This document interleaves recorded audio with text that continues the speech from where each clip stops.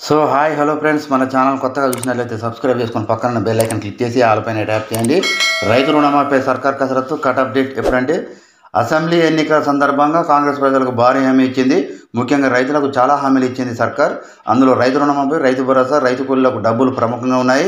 ఈసారి పాత పద్ధతిలో రైతు బంధు జమ చేస్తున్నారు. వానాకాలం నుంచి రైతు భరోసా అమలు చేయనున్నారు. ఇప్పటివరకు అయితే ఎకరాకి 15,000 ఇస్తుండగా రైతు భరోసాలో భాగంగా ఎకరాకి 15,000 ఇస్తున్నారు.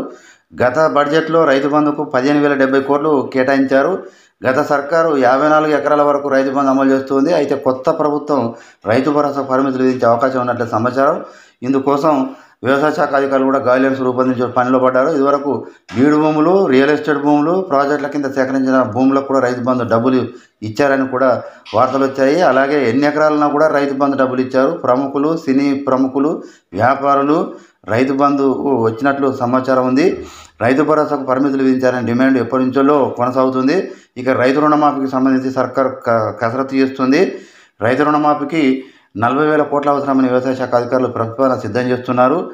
అయితే బడ్జెట్లో వ్యవసాయానికి 26,831 కోట్లు కేటాయించారు. అయితే ఈసారి అదనంగా 14,000 కోట్ల ప్రతిపాదనలు అధికారులు చేర్చారు.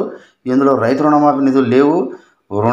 రుణమాఫీ కోసం ప్రత్యేకంగా నిధులు కేటాయించాల్సి ఉంది. రైతు రుణమాఫీ కట్ ఆఫ్ డేట్పై ప్రస్తుతం చర్చ కొనసాగుతుంది. గత సర్కారు చేస్తామని చెప్పిన ₹1,00,000 రుణమాఫీ 22,000 కోట్ల వరకు ఉండగా ఇందులో 13,000 కోట్ల వరకే మాఫీ అయితే చేసింది. మిగిలిన రుణమాఫీతో పాటు తాజాగా 2,00,000 రుణమాఫీకి నిధులు కేటాయించడంపై అధికారులు ప్రభుత్వానికి ప్రతిపాదనలు పంపారు. రైతు రుణమాఫీ కోసం ప్రభుత్వం కార్పొరేషన్ కూడా ఏర్పాటు చేసే అవకాశం ఉంది.